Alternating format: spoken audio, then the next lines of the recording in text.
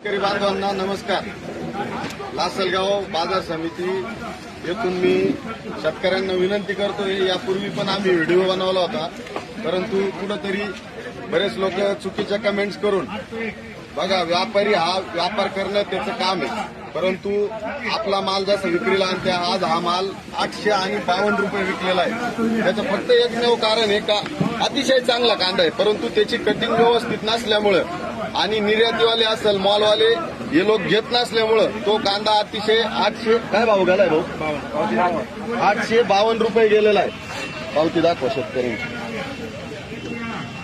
त्याचं प्रमुख कारण आहे हाच माल 1200 रुपये विकतोय. फक्त चांगली व्यवस्थित कटिंग असेल तर तो 1200 रुपये विकतोय, आणि कुठेतरी अशा प्रकारे जरी कटिंग असेल तर तो कांदा 800, 900, 1000 ते 1100 रुपयाच्या दरम्यान विकतोय.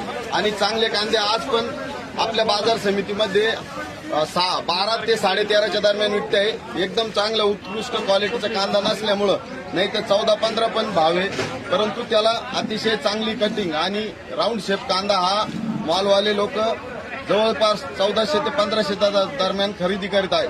तर सर्व शेतकरी बांधवांना विनंती आहे का चांगली कटिंग करावी, म्हणजे कुठेतरी असा 2-2, 4-4 रुपये भावाचा डिफरन्स पडणार नाही आणि कुठेतरी व्यवस्थित भाव आपल्या शेतकऱ्यांना मिळत, एवढीच विनंती करतो आणि थांबतो.